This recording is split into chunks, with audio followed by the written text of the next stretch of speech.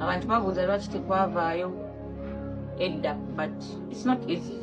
Mugenda bira bagenda gezaako buli kye basobola okulwanyisa, naye amazima gasigala mazima.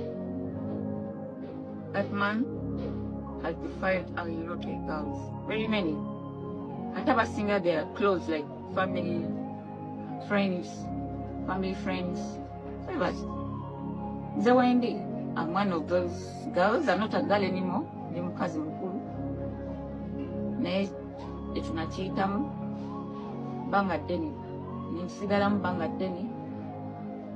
Era mukulu wange yagambye omusajja yali yampasa tampasangako, naye nabeera naye simukwagala, naye lwambeera naye simwagalangako, naye nga bumanyi embeera y'ensi. Naye era nze okutuuka okwawukana n'oyo omusajja lwa nsonga nnene nnyo, ate naye akimanyi. Abeera abyegaane agambe nti tetuna kyetwali musabyeko nsindo tumwagaza kino nakimu, just twagala ensi emanye kikyaki. Newe tugamba tugende tulope kati bakubuza evidence, nze wuuno ne muto wange gyali n'abalala gye bali, just tetusobola kwogera amanya g'abantu kubanga abantu abamu tomanya, they would like to keep their privacy. But bwekiri oyo musajja kyali kye, ate asigala akikola. Kati n'abaana baffe they are not safe with him. Afuba nnyo okulaba nga family ajawula ajoonona, kati simanyi, naye to me it's justice enough okulaga abantu oyo omusajja kiki ninga ebidala. Ennyanja omusajja bamwita Kagembe. Okwebaka n'omuntu ng'akyali mu primary, walina emyaka emeka? 11. Embaga gye wawaayo sisita wo mbwaggwe. Kuba mategeerako ekyo olumu. Ffe tuli batoobo. Kino kyenkola gwalina okikola, gwalina olwanira bano. Gwalina olwanira abaana be bazadde. Bona oyagala Kalima balage embuga ya sitaani. Mazima ddala. Annange, nze mwebale kutambuza message. Ate, video gyenkola. Gwayagala interview, ayagala story. Laba mu comment section, tofa kunze zekka, sirwanirira ffe tuli batono kubakoseza. Laba mu comment section emboozi Kalimu byakoze abantu, kubira oyo atalina ddoboozi. Nze nekolera erinnya nti njogedde ne bampulira. Kati mulabe n'abo bali mu comment section mulire emboozi zaabwe, omusajja akoze ebintu, Kalimirjo saana kubonaabona. Nze nkolimira, nze sikusabira kufa kati. Njagala obeere ku nsi kuno otawaanike, sente zo zikuggwe, kate bagenda zikunyaga. Anti ebyama mubimanyi. Otuuke ku wheelchair nga bakuwanda n'amalusu teri, olaba ne kati obonaabona okwetawaaza mbwaggwe. Olowooza ojja tuukawa. Nze sikutya, ndya kikugamba kikugamenera, intimidate us, scare us, bankubira amasimu batutiisa, sijja kutya. Nzita ensi yonna emanya n'abanzise. Uno batte. Mama waffe yafa, tata waffe yafa, jjajja waffe yafa, tweguya ki? Fabasozi. Jjajja wange teyokyalwa kubanga gwe n'ebyo ebintu byoweereza abantu batukana bagwettalo. Anti wange Marema Amina gwe wawasa, yali official wife, teyewa butwa. Kiki ky'osigaza okulaba? Nga n'amazzi, g'otambula owunya, olina ssente nayo badly off.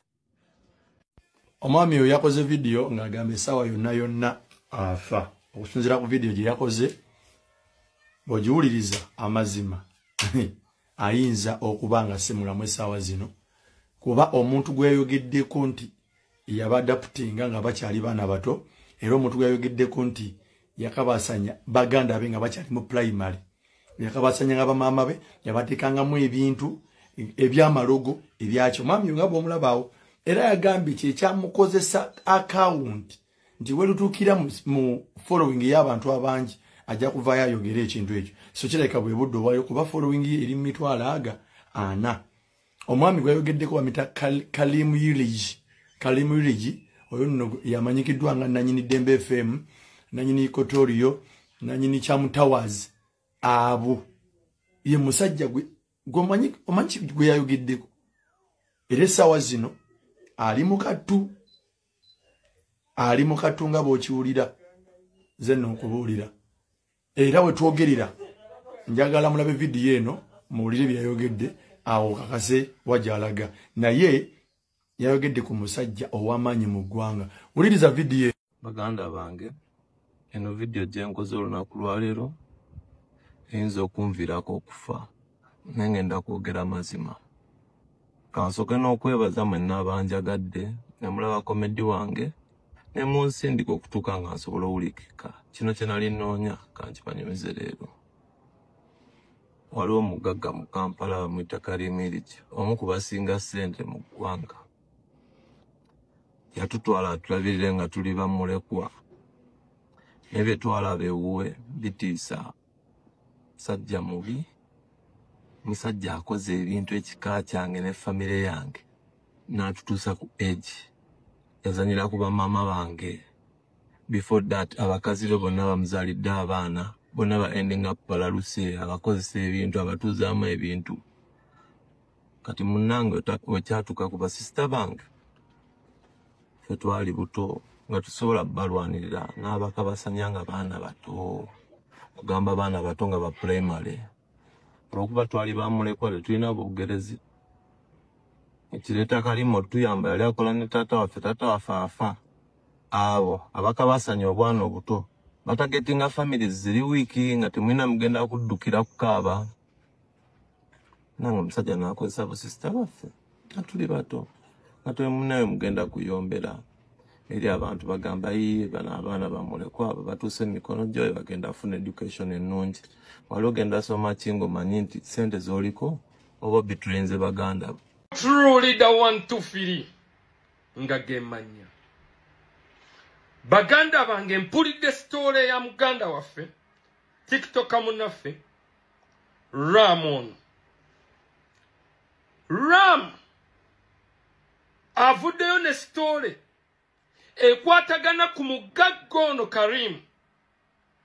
Ebintu bye yakola basista be ng'okukabasanya basista be oluvannyuma lw'abazadde baabwe okufa ne babaleka mu nsi eno ne babaddusa ew'omugagga Karimu abakuze.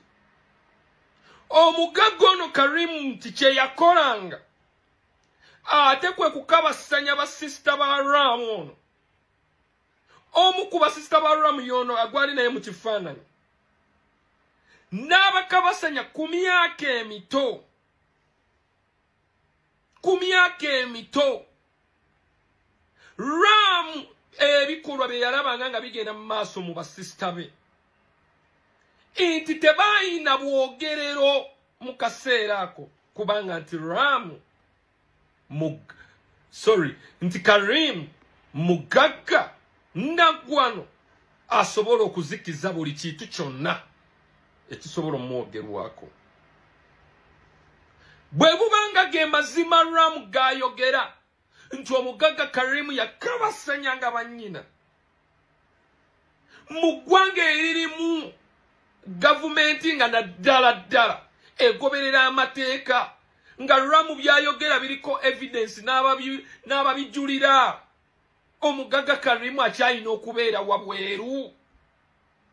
Honestly akyalina okubeera wabweru kuba sisuubira nti Ramu ku myaka gy'aliko gino asobola okuvaayo okukonjera Karimu ekigambo ekituuka ku sseggamba nti yakwata bannyina.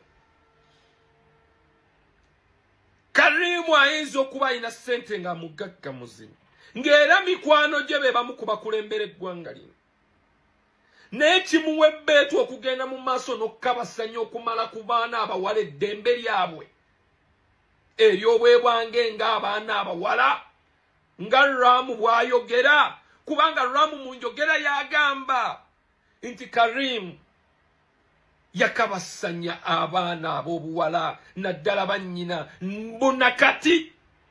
mbunakati akyakikola. Government, where are you? Government, where are you?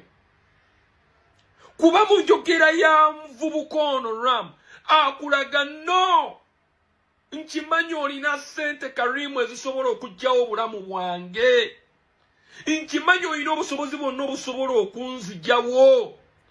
Naye amazima kangoogere. Teri asobola kwogeza buvumu. Na kutuka kufulumya statement ya Karimu kugamba nti ya Ram kugamba nti Karimu ono yakwata bannyina nga tsimu malirivu era nga talina bujulizi. Government bwe kibanga Ram byayogera bituufu, Karimu yani atakwatibwako?